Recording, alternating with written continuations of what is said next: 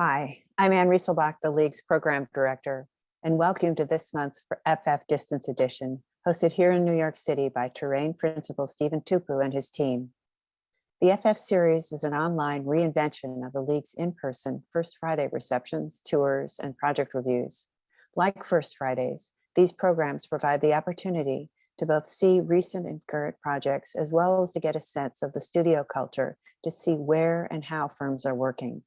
This month, and for the remainder of the season, we've moved back to New York City and hope to arrange visits to at least some of the sites that you will be learning about in the coming months. Today's presentation features projects in at least 3 boroughs, as well as outside New York City, some transforming marginal sites, others revitalizing existing parks to create inviting and dynamic public space. The work reflects the overarching theme of the 2021-22 series, which spotlights design practices that are redefining the public landscape by responding to social, environmental concerns and exposing the intersections of architecture, technology, and ecology. Today's program will be introduced and moderated by Fernando Villa, a principal at Magnusson Architecture and Planning, where he has designed a wide variety of LEED-certified affordable housing in mixed-use developments in New York City and the surrounding area. His award-winning Creston Avenue residence, recognized for its exemplary design and environmental strategies, was included in the New York City Public Design Commission's Designing New York Quality Affordable Housing. Fernando is a fellow of the American Institute of Architects and served as the co-chair of the New York Chapter's Housing Committee. Following the presentation and Fernando's conversation with Stephen and his team, the discussion will be open to all attendees, at which point we hope you'll turn on your cameras back on, and please keep them off and your microphones off during the presentation.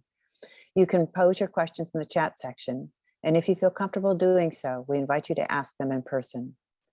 Before we begin, a quick thanks to the League sponsor. This program is supported in part by the New York State Council on the Arts with the support of the Office of the Governor and the New York State Legislature, as well as by the League's members, whose annual support makes all of our programs and events possible. Please visit archleague.org for further information about membership and the League's upcoming events, as well as past programs. Finally, towards the end of the program, information will be posted in the chat section for those seeking CEUs. Thank you, Anne. Hello, everyone. Thank you so much for joining us. It is so great to be here with you and to talk with my wonderful friends at Terrain.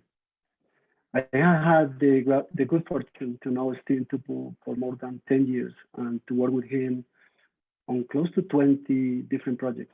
Every time we collaborate, I'm taken by his thoughtful, well-considered approach and his beautiful, sustainable, and resilient designs. As my practice, the MAP, we specialize in affordable, supportive, and senior housing. I have seen again and again how Terrain's focus on quality, usability, and inclusivity really lends itself to mission-driven typologies. Stephen and his team always meet a wide variety of concerns and challenges and manage the constraints inherent in these projects, while also envisioning dignified and accessible program-enriched spaces. Resiliency and sustainability are also critical components in our efforts to improve people's lives.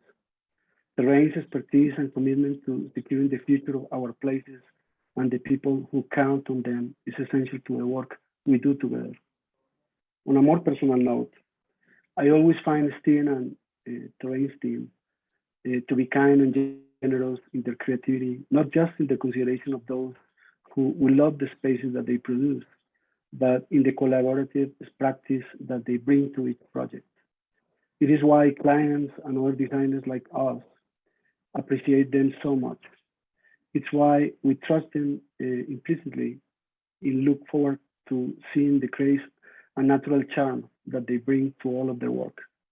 So with that, I'm going to turn it over to Stephen and his team for this virtual studio tour, and then we'll discuss and learn even more about how they understand their design, work, and profession. Talofa, kia ora, good afternoon. My name is Stephen Tupu, and I'm the principal and founder of Terrain. And firstly, I would like to thank the Architectural League, especially Anne Rieselbach and Rafi Lehman, for inviting us to be part of this series. It's an honor to be part of this program, and I look forward to introducing you to our team and sharing some of our work and working process. Also, I'd like to thank Fernando for a really wonderful introduction and for agreeing to come along for the ride and be our moderator today. Lastly, I would like to thank all past terrainers who have contributed to what terrain is today. I'm a Pacific Islander and grew up in Aotearoa, New Zealand, with Samoan and Scottish heritage. I experienced a Kiwi childhood within the context of a big extended Polynesian family and had access to extraordinary whenua landscapes, moana ocean, and completely unique native plant and animal life. These early experiences instilled in me the belief that we are part of our landscapes and oceans and that all of us are deeply connected to the natural world. Communal decision-making, Samoan village life, and the importance of listening and building consensus, being resourceful and crafty, material reuse, and the mindset that you can make anything.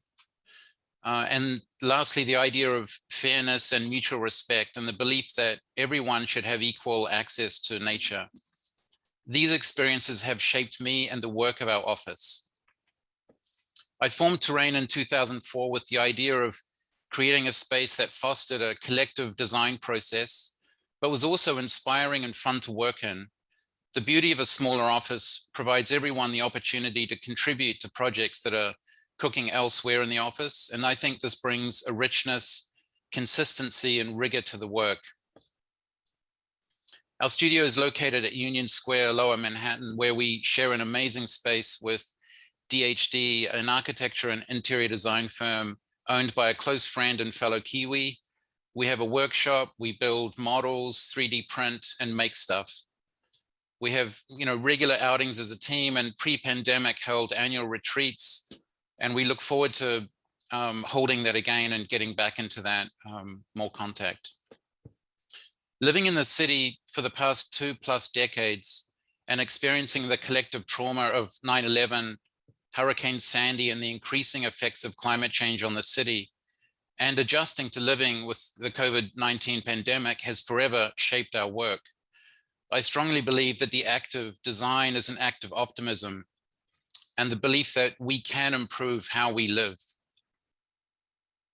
Our projects range in scale, type, and location, from freshwater initiatives in Samoa to a school in Sao Paulo, Brazil, to New York City Housing Authority campus transformations throughout New York City. The next few slides illustrate just the diversity of project types that we work on and their location throughout the city. The projects in green include public parks, hospitality, post-industrial campus renovations, ecological restoration projects. The projects in orange include condominiums, co-ops, naturally occurring retirement communities, and rental developments. And then lastly, the projects in blue include housing for families, seniors, people living with mental illness, formerly homeless seniors, and formerly homeless LGBTQ youth. We work in neighborhoods that don't have easy access to many of the larger urban and waterfront spaces throughout the city. These neighborhoods have little access to well-maintained, safe open spaces and are often in areas that have experienced decades of division, neglect, and disinvestment. While the range and scope of our projects are varied and diverse, there are three principles that are integral to our design process. And I think the first one is building relationships with clients, residents, architects, engineers, artists, community activists, craftspeople, arborists, plant nurseries, soil scientists, and ecologists. And these collaborations are ongoing and continue to be inspirational and are full of discovery and invention. The second is the idea of really developing site-specific design strategies. And I think this is really about site, experiencing the site, looking at the topography, geology, soils, plantings, and really kind of experiencing, that specific place. And then lastly, developing innovative ways to build ecologically robust and resilient projects. And this is really about coastal edge restoration, innovative stormwater systems, reusing materials when we can, and building native plant communities and introducing native habitat back into some of these areas that we've stripped. You'll now hear from Anita Cheng, one of our senior designers, who's going to begin to talk about some of our projects. So as part of the design process, our office highly encourage everyone to sketch and model by hands. We believe this valuable basic practice help us build a very robust foundation for our design. So sketches ranging from quick conceptual ideas to planting design and to more refined and polished perspective that help us deliver and communicate our vision to the client, design teams, and sometimes even the user of the project. We also want to emphasize the process of translating our 2D details into 3D studies through physical model making, whether it is simply folding papers, 3D printing objects, or detailed models that demonstrate the relationship of proposed landscape elements with a larger context. Lately, we've been utilizing 3D printers a lot, testing out details prior to fabrication, as well as a communication tool. One example is the image on the left. It is for a luxury residential project in Manhattan called 100 Van Dam. We used Grasshopper to create an etching pattern for the custom paver that introduced some unique movement with rain and reflection.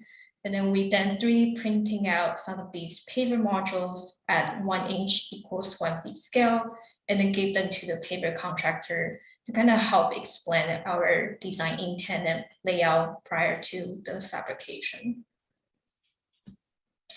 At Terrain, we are also very closely involved in the planting process for almost every project, and that including tagging trees in the nursery, laying out individual plants and trees on project sites.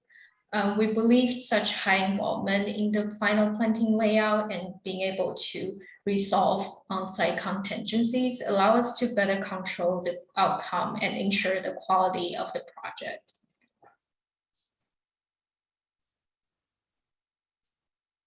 And now we're going to introduce some of the project we've completed in the past and also some ongoing project. The first is the Newswalk entry landscape.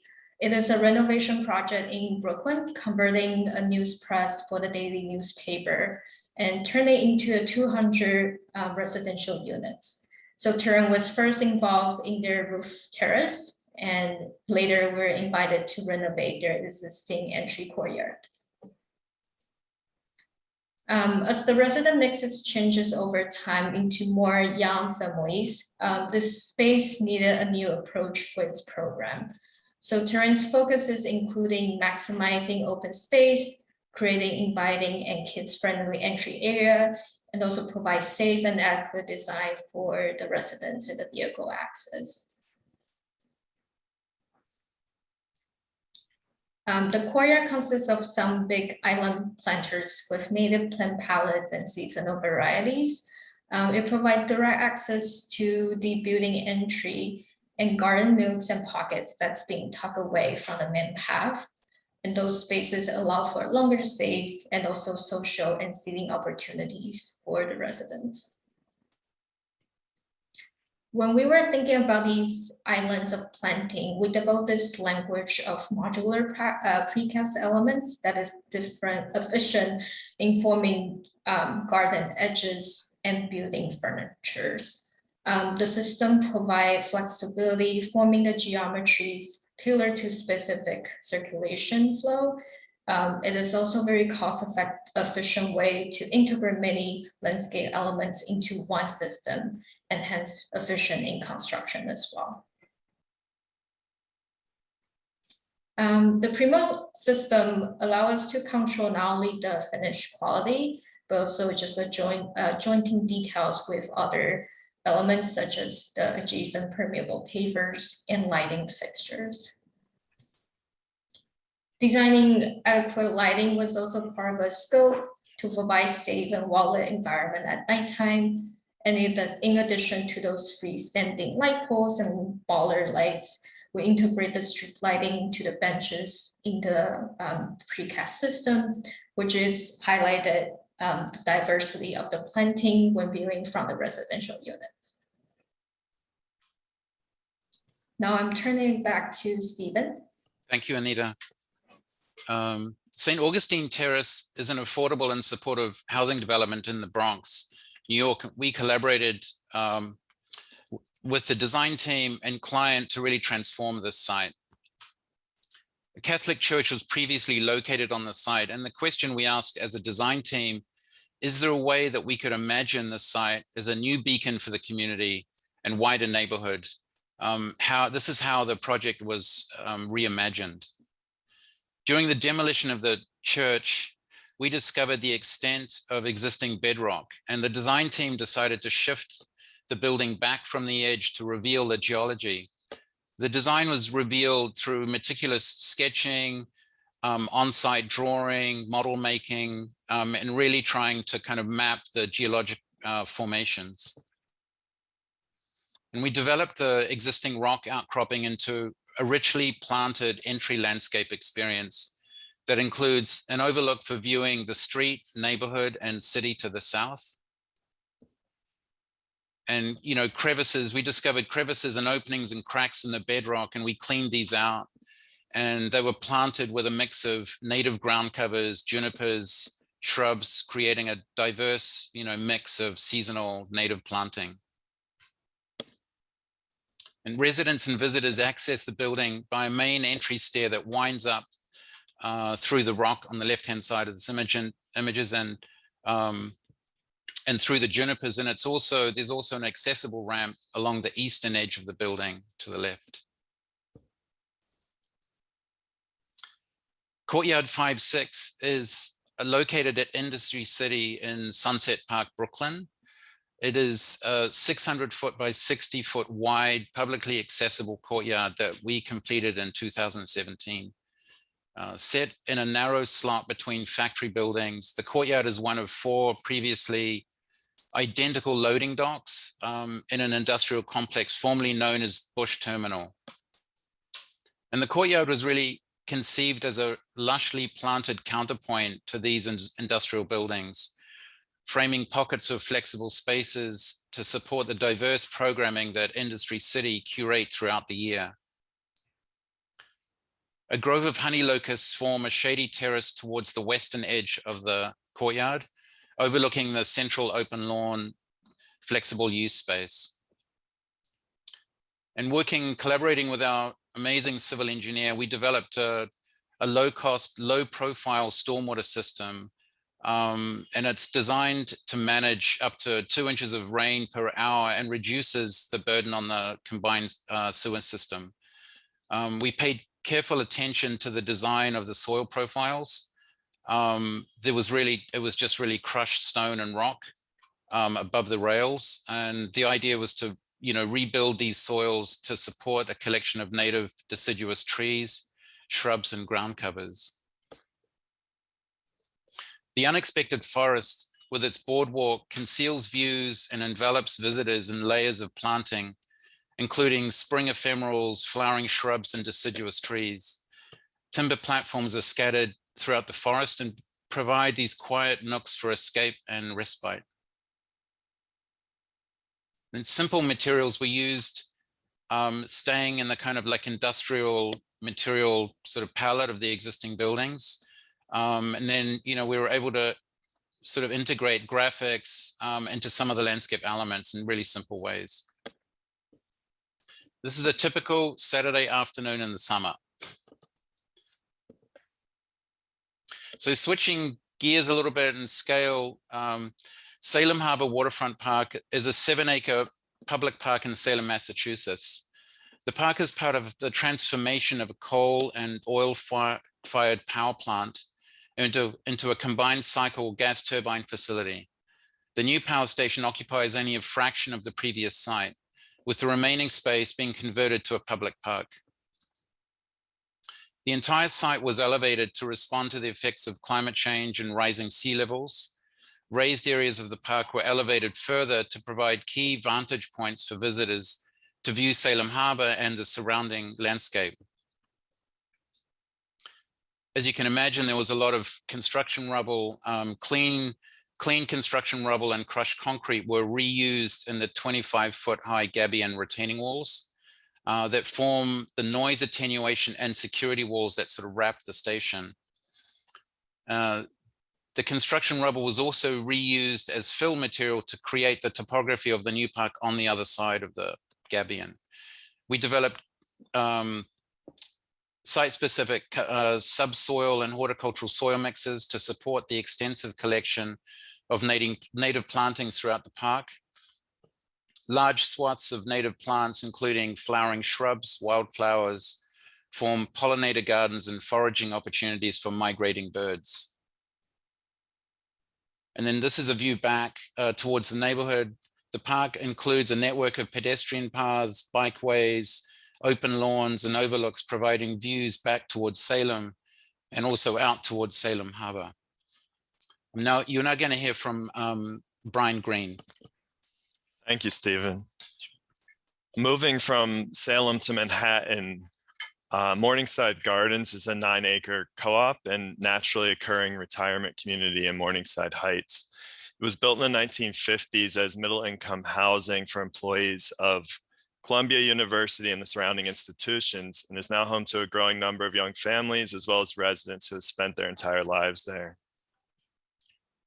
For the site, originally designed by Clark and Rapuano, the co-op board asked us to retain the bones of the original design while bringing it up to modern code for accessibility, while selecting materials that would add value to the community and be long-lasting. We undertook an exhaustive community outreach process at the outset of the project, initially working to build trust with the 2,700 residents, engaging in dialogue about what is working and what is needed, as well as extracting institutional knowledge.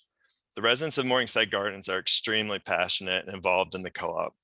So we created an online survey for feedback, held group meetings at different times of the day, and provided paper plans and a Dropbox for residents to provide written feedback and sketches. Additionally, we conducted Q&A town hall style meetings to answer residents' questions throughout design and construction.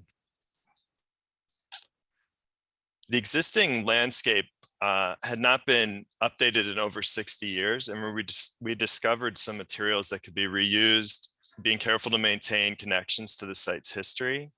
Here you can see bench brackets that were removed, refinished, and reused for new benches, as well as cobble pavers that we discovered all over the site. They were reintegrated into the new paving to help slow down stormwater.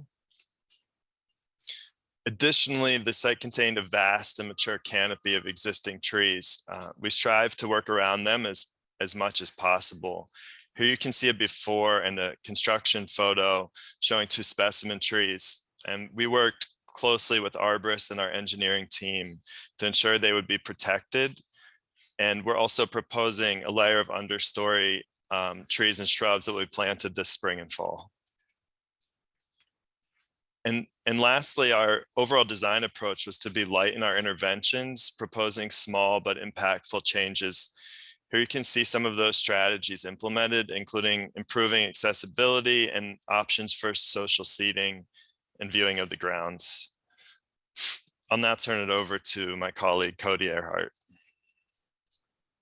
Thank you, everyone.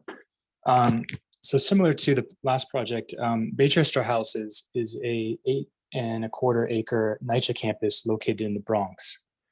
It's roughly about 11 buildings with a population of close to 900 residents. Built in the 1960s, this is relatively typical for most of the public housing estates with a Le Corbusier towers in the park style campus design.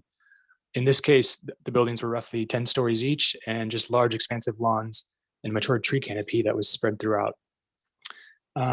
After, built in the 60s, it's about, after about 60 years of neglect and just patchwork repairs, here and there as issues came up, the city is undertaking a massive program of revamping and rehabilitating both buildings and campus landscapes across the city. Some of you might be familiar with this. It's been known as NYCHA 2.0. And we were commissioned to take on this task for Baychester houses. Early in the process, we worked with the client to arrange a community workshop to listen, share, and brainstorm ideas with residents on what they wished for the site and for the campus moving forward. This is somewhat unique for the clients at the time. This is the first time they've done a workshop like this, inviting the residents of the community to come out and listen and share their ideas. And from that, we were able to generate a lot of great ideas. We landed on an approach that was aimed at strategic surgical interventions meant to maximize the impact with a limited footprint, and while also being smart about the distribution of funds. We also wanted to listen to residents' concerns out of large-scale change to their campus and disruption to their daily lives and patterns and habits. The framework we developed was identified as the porch, the walks, and the park, with each of these tailored to focus on specific areas of the design with surgical interventions.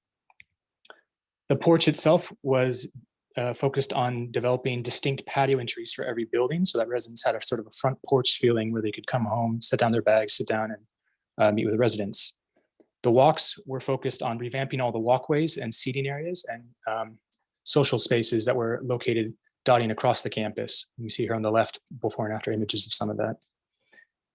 And the park was sort of a catch-all phrase aimed at focusing on renovating playgrounds areas, common grounds, as well as additional planting layers and landscape spaces. The park was also focused on developing large-scale community gathering areas and new sports courts and basketball courts. And here's an image of one of the age-specific play areas that we had developed for it. Moving down to the southern continent, Avenue Sao Paulo is a branch of the Avenues of the World School, and it's a building renovation located in Sao Paulo, Brazil. Our scope included about 90,000 square feet of landscape spaces. The project was focused to reimagine and transform what were previously dull, somewhat lifeless gray spaces, communal spaces within the building, into bold, playful areas for children with different age groups, seamlessly integrated into the building with natural plantings and local materials. Our scope included a range of spaces. We had a large ground floor atrium that was a main hub for the school, as well as a main play space with a climbing gym, rock climbing wall, and numerous timber platforms. And we also had numerous roof spaces that were aged for toddlers, high school kids, as well as other groups, a cafe terrace, as well as the building entry. The language that we developed was what we identified as kind of a close to nature approach that was really aimed at emphasizing natural materials, native rainforest plantings, and local flora color palette, as well as the integration of building and landscape. Other defining elements included numerous multi-level vine cabling structures with native rainforest vines climbing up them to kind of integrate both planting and building, as well as shading devices and custom seating elements strewn throughout the whole school. And next is coming back to New York City. No Name Inlet is a waterfront regeneration and remediation visioning plan for a small inlet located along Newtown Creek, which is the creek that borders Brooklyn and Queens. Newtown Creek is a designated EPA Superfund site, and we've been working pro bono since 2015 with the Newtown Creek Alliance, Greenpoint Community Environmental Fund, and Wetland Restoration Specialists to produce a vision and pursue funding for this project. With our help, the Newtown Creek Alliance has been able to secure and acquire several grants as both an ecological remediation pilot, as well as a continuation of the existing Newtown Creek Nature Walk. A partnership with local students from LaGuardia Community College regularly visit the site and conduct water quality testing so that we have a monitoring benchmark pre and post remediation. And we're very happy to say that as of very recently, we've been able to secure funding to begin constructing with an anticipated construction start date of this summer, 2022.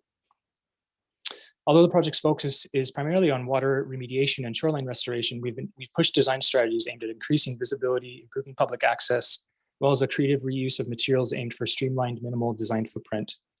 An upland plaza meant for school groups and gatherings, and a timber boardwalk afford views of the salt marsh and water basin, while a timber bleacher near the outlet to Newtown Creek affords views and communal seating of the Manhattan skyline. And we're really looking forward to continuing this collaboration with our team and seeing this project through fruition. Thank you. I'm going to pass it off to a colleague, Eduardo Santamaria. Thanks, Cody. So our next two and final projects are ongoing work. The first one is Terminal Warehouse, an office and retail building in West Chelsea, composed of a central courtyard, tenant, and amenity terraces. Historically, this served as a warehouse building for freight cargo, and the challenge for this project was to rethink the building as a place of industry to a place of people. One of the things we were really interested in was this industrial history, but we were also interested in the ecological history of the site.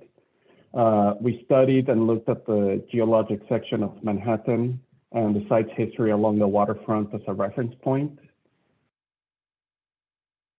The architecture team, which is Cook Fox, came up with this idea to carve out a large void in the center of the building. So the building's about a New York City avenue long and a street wide. So this void would bring light, air, and nature into the center of the building, creating a series of telescoping terraces. Our landscape approach was to think of these spaces and create a gradient of activity. So you can think of the ground level courtyard as the most quiet and serene, and that C-shaped amenity terrace being the most active. This ground level courtyard is conceptualized as a reference to the geology and the topography of Manhattan by creating a meandering topography garden. What's really exciting too about the project and the process is reconciling these concepts with detailing and execution. We work really closely with specialists and consultants to detail fiber soils to achieve these really steep slopes, collaborating with the structural engineer to locate landforms and large trees on existing structure and columns.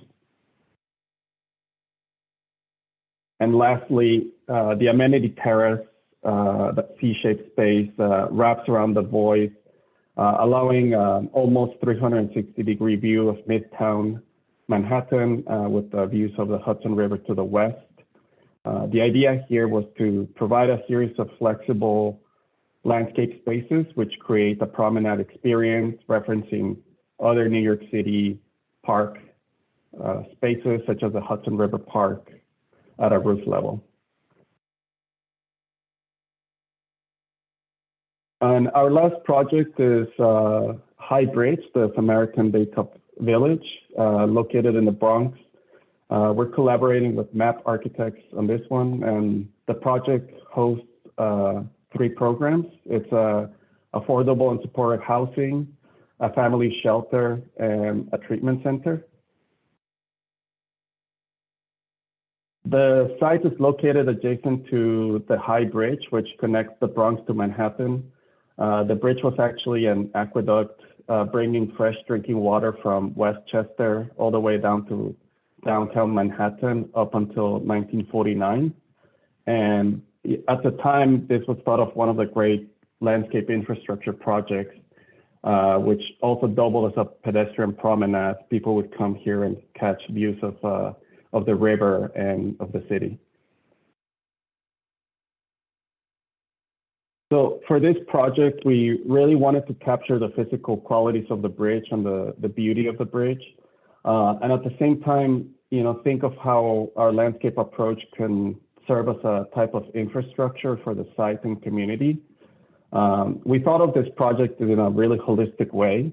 One example is that the building sits on a high point with 2 main streets to the north and south.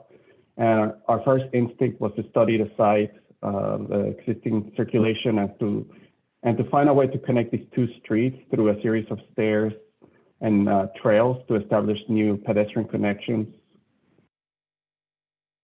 As the building steps up, there's a couple of terraces that emerge with associated programs. At the ground level, however, we had the challenge of thinking of creating distinct entrances for these 3 different programs and creating inviting entries for the users. So this view would show an entrance into the residential portion, splitting to our accessible trail connections to the left. we also just needed to get very specific with really understanding the different user groups for these different spaces. For example, in the second level, there's a shelter terrace, and we needed to find a way to, get creative with the programming. So ideas of activity, color, vibrancy, to create spaces for different user groups and different ages was critical. On the other side, there's a treatment center. Our idea here was to create a healing garden by creating a loop that sort of oscillates between the building underside and into an open air courtyard. We have pockets and places for group gathering and also individual, more intimate spaces that capture views of the high bridge beyond. And what's really exciting about this project is that it integrates multiple disciplines such as urban design, architecture, and landscape architecture to implement a vision that understands the site's history and community. That was our last project, so thank you all for joining. I will now hand it over to Fernando Villa for discussion. Thanks. Thank you so much, Eduardo and Steven. It was great to see your amazing work together like that. This is a wonderful, wonderful presentation. So I also encourage people to post questions. I mean, we like to hear from you, but I have a few that maybe to start the conversation I would like to ask Steven and his team. So the first one is, what is your approach when you first begin looking at a new project? How do you like frame your thinking? Good question. I mean, I think, as you can see from, our projects, I think, the site is really critical for us, and not just kind of, research and understanding the sort of natural and sort of cultural histories of the site, but also just experiencing it. And I think, one of the things we do early on is, visit the site as a team. And I think often it's those early conversations that can really, tease out ideas that kind of flow through the whole life of the project. And obviously that's, paired with, understanding and really digging into the client program and what their sort of vision is. And I think, for many projects, it's helping our clients ask the right question. And, I would say that some of our projects, will start with a specific scope, but in fact, once we get into it, there's actually something else there. And I think that's, for us, there's an element of discovery of the beginning of a project and the kind of imagination of, imagining the site in a transformed way. And I think, that is a really, I think for us, for our team, that's a really kind of, it's almost like a puzzle, and I think it's something that is a really sort of, fertile sort of beginning before drawing and before designing. And I think it's that, that piece of it, I think, is key for us. But I'd love to hear if anyone else has anything to add. Or okay. So yeah, that's great. And as you mentioned, I mean, in connection with Hybrids and San Augustine, we work together on those projects, along with many others. But can you talk a bit about collaboration? How does that mean for the project? How does it helps the client? And are there any efficiencies gained on how this process goes, and if it really impacts your creative process, I mean, in this collaboration?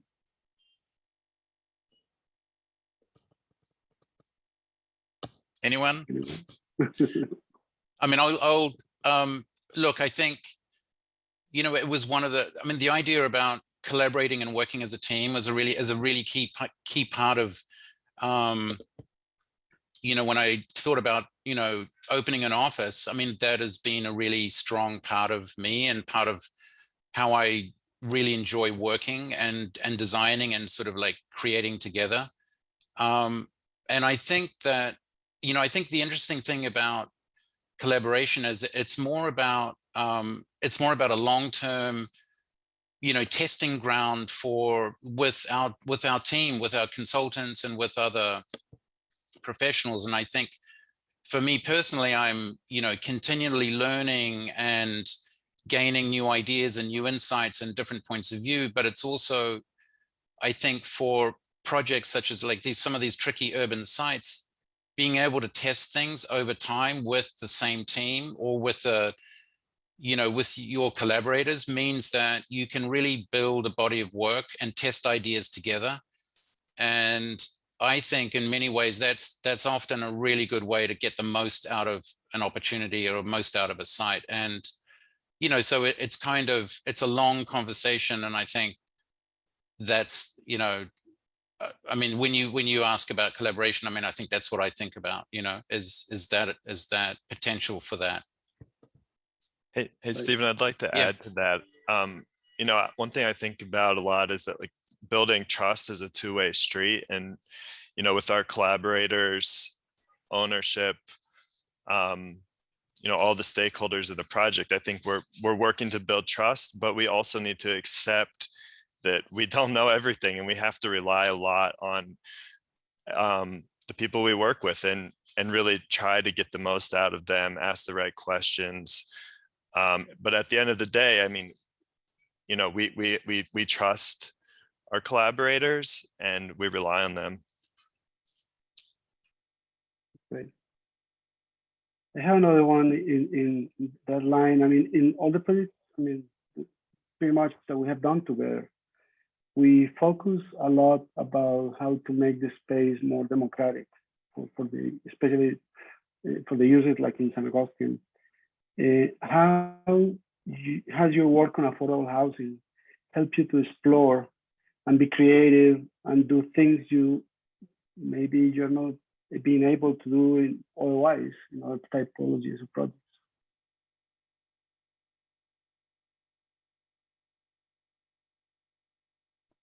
Yeah, I mean, I can speak to that a little bit. I think just the main thing would be just resourcefulness and really coming at it from a very design-centric point of view. So, you know, it's a lot of things. It's understanding users, site, context, and using, you know, those elements as resources. And really just coming at it from a very, you know, sort of like double duty way. And so, you know, while it can be very challenging working in these, you know, tight budgets, sometimes we, you know, surprise ourselves with like how much we can do with very little at times. Yeah. You know, now that I talked about San Augustine, I mean, there was a question on the chat that maybe you can give an answer from Michael Merrick. He was asking about, I mean, in San Augustine, you talk about the geology and the purpose of the building to be connected, but the question is, I mean, I'm not cover or destroy the geology, but what does that have to do with the building, the clients, the users, the inhabitants? You have something to add to that, especially for San Augustine?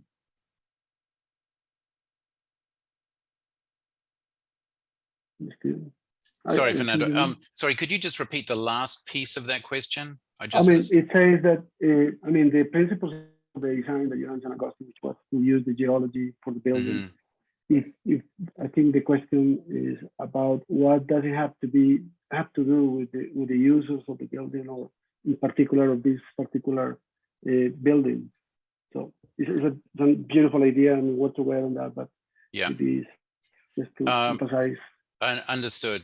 Okay. No, good question. I mean, I think that with that particular site, and with many of these, communities, there are multiple programs that are happening, not just the kind of like residents, the affordable and supportive residents. Like, for example, in St. Augustine, there's a food pantry that needs to operate out of the basement or out of the cellar side. And so that's at the lower level. And so, you know, thinking about the site and geology and creating these, you know, using that in a way to create these different spaces at different elevations was really helped us with that particular site, because they're quite different programs that happen at different times of the you know, of the day, of the week.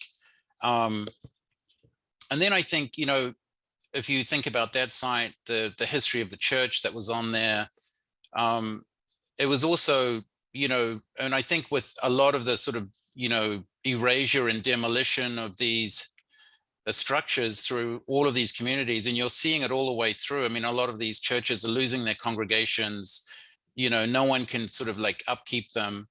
But they've been really important physical elements in these neighborhoods for a long time. And so part of our, you know, challenge for us was like, how can we, you know, design this space that that, you know, leaves traces of what was there before. And so we reused stone.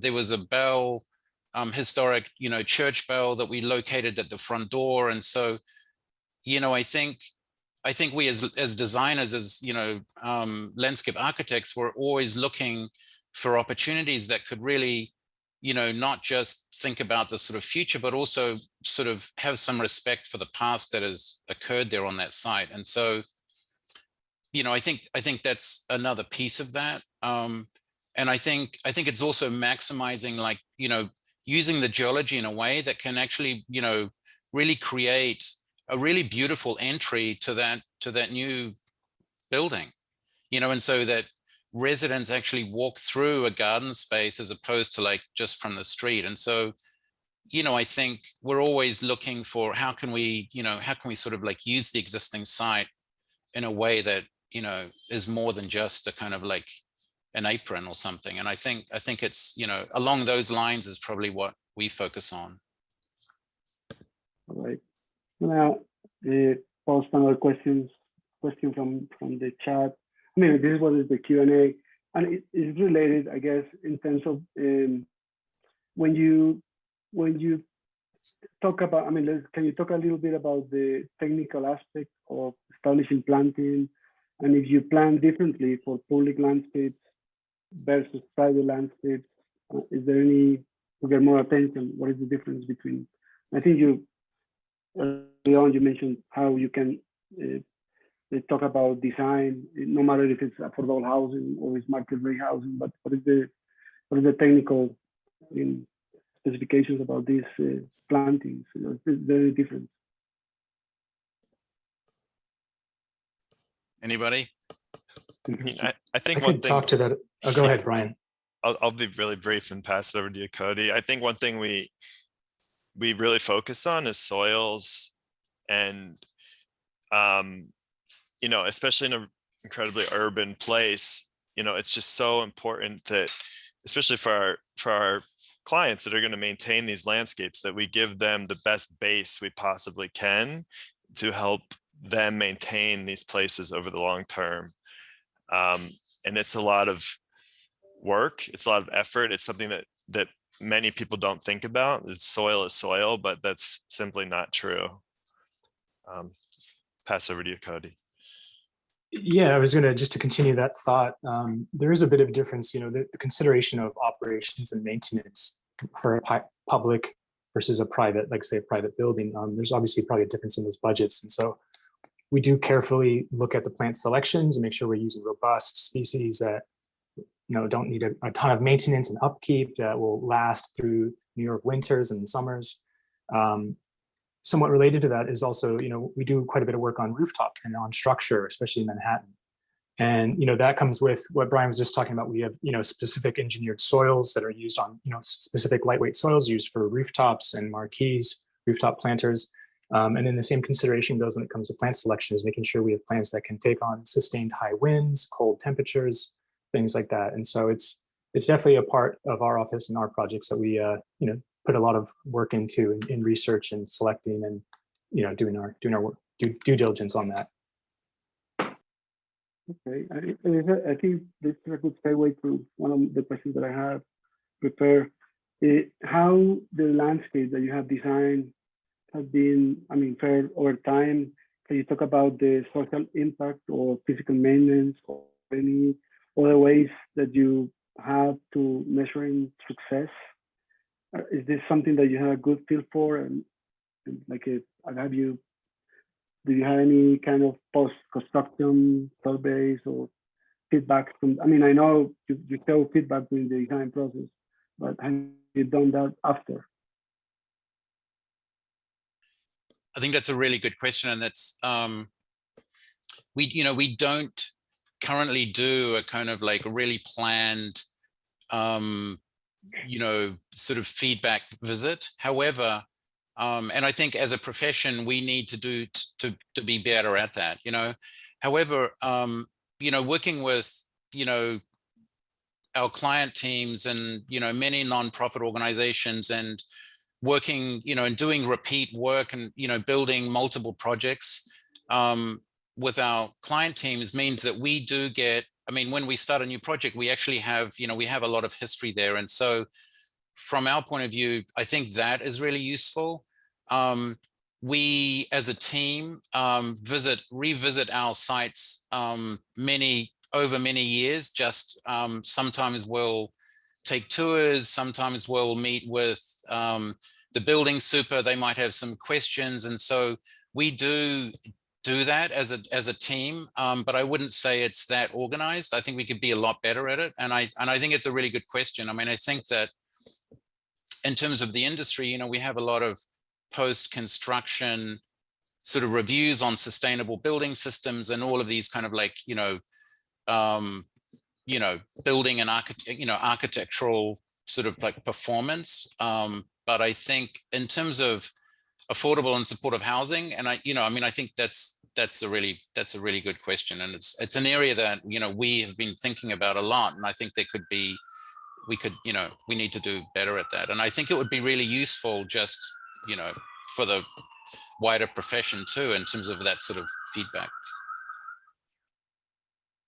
Yeah, speaking about that feedback, I mean, there's another question from the audience about the situation where you have to, I mean, during that design process where you show some interaction with the potential users and the community group. Is there any contentious user group that you have an issue, and how do you accomplish a trust-based solution? Brian, I think that's for you. I mean, of course. I mean, I think it's just good to remind ourselves that we're working in people's homes. This is their life, this is their livelihood, this is where their family is, and so we're outsiders, and we may have the best intentions, but we don't always have a true understanding of what we're doing and how it's going to impact folks. And I think really trying to listen, really trying to take what we hear and implement it, not just say yeah as much as we can. I think it serves us, and it serves the people that live at some of the places we help design. But it's really tough. I mean, it's every site is different, and you meet a lot of great people along the way. Okay. Well, I mean, I know doing the kind of work that we do together, especially when we do affordable houses, we always find this resistance. So, I mean, not necessarily from the users, but the community, and being able to push and provide this beautiful work, I think is the way to go. Now, you talked a little bit about sustainability and health. And those two, I mean, are very, central to your firm, our firm, design practice. What we could or we should be doing or exploring in that respect?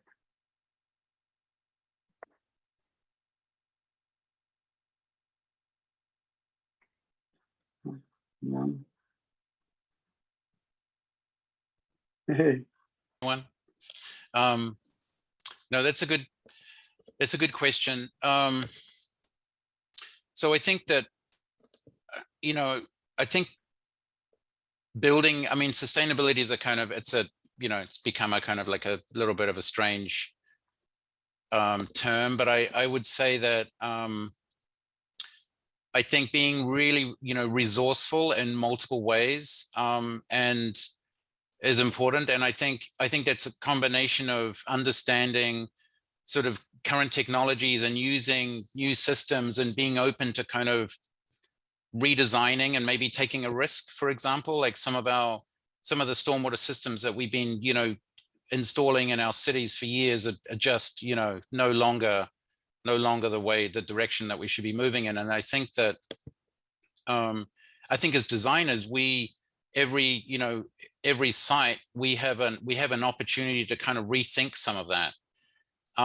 And I would, so I think that there are opportunities, through every project to push that a little bit and rethink that. And I think that comes back to having a really amazing team of collaborators and people that you trust, as we've just sort of been talking about, and technicians and specialists. I mean, I think that that is where we can really, risk things, test things out, and try and really develop different ways of doing it. And I think sharing that knowledge, and I think I've seen in our projects over the last 10 years, we're definitely doing things quite different in terms of stormwater and soils, and all of that. And I think that's, we're designers, right? We're landscape architects. We're a small piece of the sort of urban fabric, and in terms of what we make and what we can kind of contribute.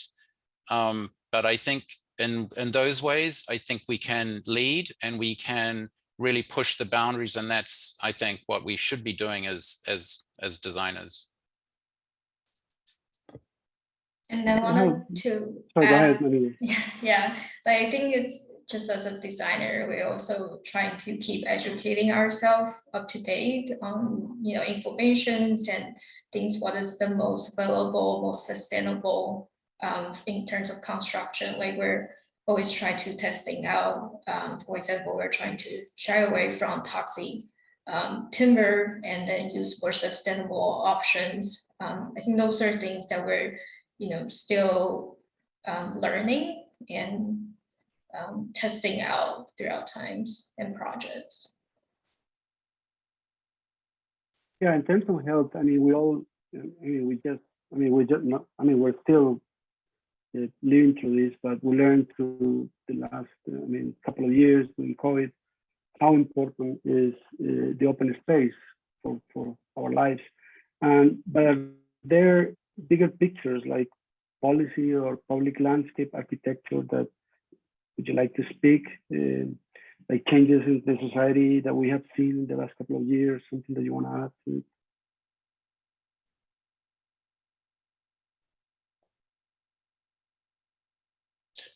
I could address that a little bit. You kind of hit on it a little bit, Fernando, where I think, in lieu of the last several years where many of us have been cooped up either in a small flat or townhome or somewhere, just the value and importance placed on that communal open space or public park or, Green Street, whatever you have nearby to you, has really become more and more apparent. And I think we also see that with some of the more recent projects we're taking on where, the developers and real estate industry has taken less of an approach of it's just sort of greenwashing a building and putting some plants on it, and really treating the landscape spaces, as putting them more front and center, whether it's like, okay, the focus of this is a communal courtyard that's on the back of the building or in the center of the building, or communal roof terraces for the residents to come up and socialize and do outdoor grilling or have a movie night, things like that. And so I think that's a positive thing to see coming out of this, is there's really a greater emphasis being placed on positive outdoor spaces, whether it's for one building or for a neighborhood or a community or, on a city on a larger scale. We'll leave it at that.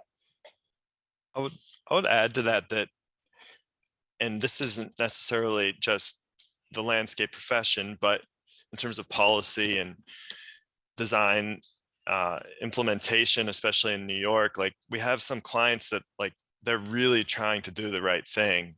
And sometimes policy regulations can get in the way of that. And I find that like personally, just it's really challenging because we work with developers who are truly, you know, trying to do the right thing. And sometimes we have to say to them, like, you know what, we can't guarantee, for example, that DOT is going to approve this. We just don't know. And you know, I find that to be challenging at times. Right. And I know, I mean, you're interested in this streetscape changes that we're living now with the you know, multiple transportation changes and outdoor spaces. Is there anything that you want to add to that?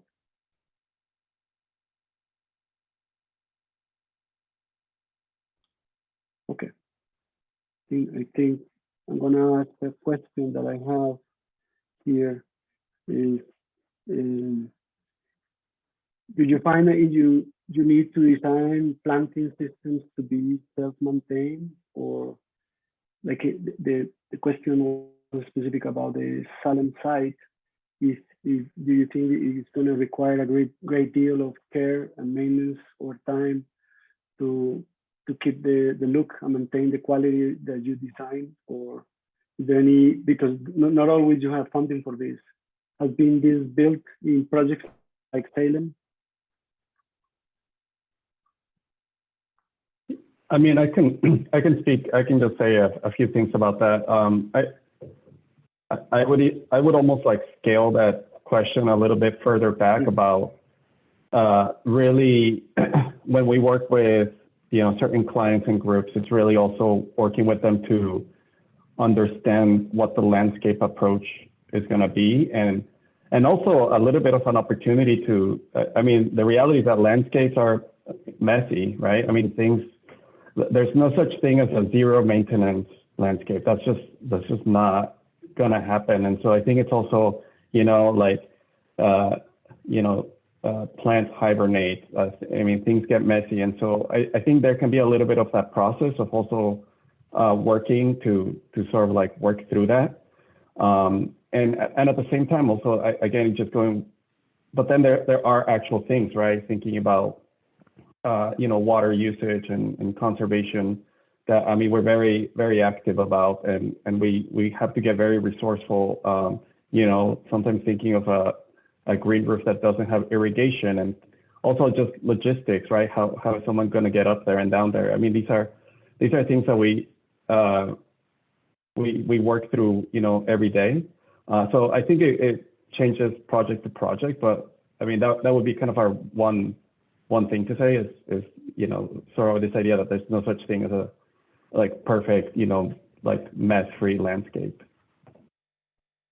There's actually a question that is related to that in terms of when you do private landscape designs, do you provide guides to residential owners or tenants for how to optimize care and optimization of your green design?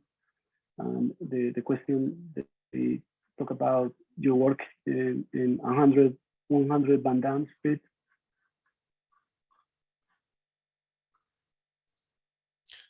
I mean, this is something that is, you know, to some degree built into our, you know, the scope of our work, and in some projects more than others. But, you know, we have been developing, you know, operations manuals that we hand off at the end of projects. We've been recently, you know, hired simply to undertake the process of finding the right landscape maintenance company, you know, guiding them, guiding that process.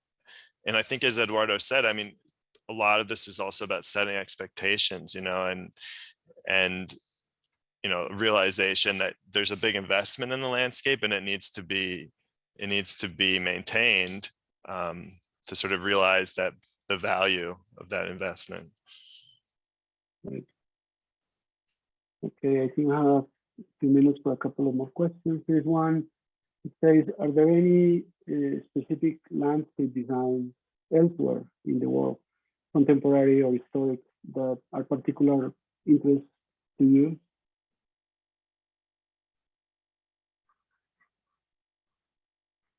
I'm going to leave that to the group.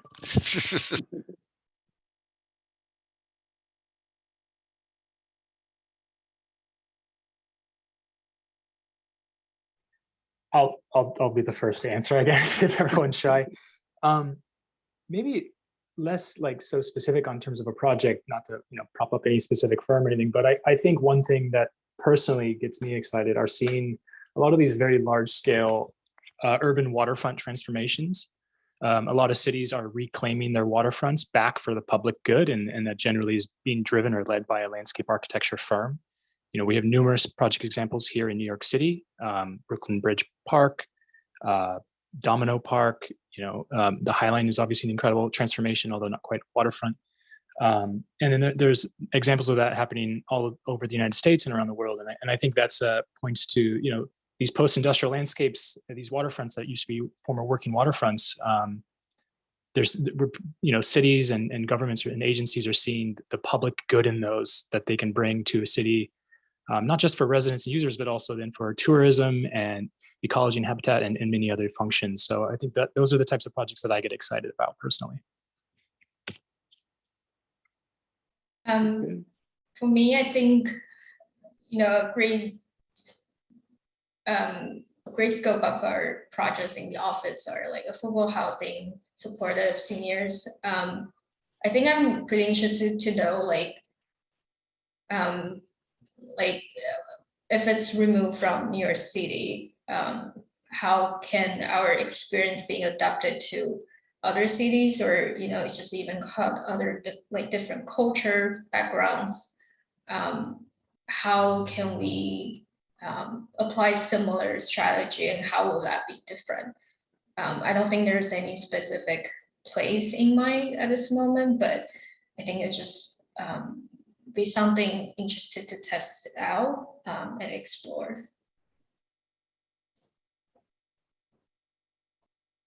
One question here that was about biophilia.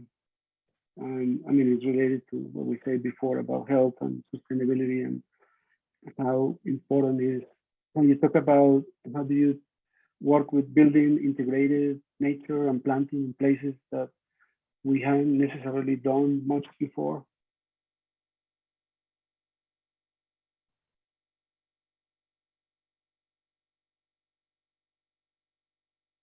Anyone? I think it can. I think of it sometimes there's kind of one of two ways. It's like sometimes the client brings it, or sometimes we bring it. And I think we're pretty fortunate in that a lot of our collaborators, clients, architects. We see eye to eye as far as like these ideas, and so that's such a genuine and natural way of thinking, where it's not like you're just trying to, force something that doesn't fit. It's also integrated, and so I would say that the nice thing is that's a lot of the work, and so I think one of the things that I really like is just having somebody who is as excited, about these ideas, about, massing and aspect, orientation, views, sun exposure, all of these things. And then, we kind of come in there and then get really technical, right? About like loads and soil depth, programming. And so, and then there are other projects where it might be a little bit more of like, showing the potential and the vision of a project, right? So I think it can go two ways, and it's just exciting either one. I think go ahead. I think like one other thing is we're also like constantly learning. As we try and test new things, we learn as we visit each site over and over. We learn, and we see things, we see what worked, what could be better, and that process is ongoing. I think there's one last question, I guess, that is related to, our experiences together, in terms of sustainable design, and again, not only about the maintenance of gardens, but what type of research do you do in terms of soils, water, plants, and how do you face the change? I mean, the issues of climate change, New York City, New York.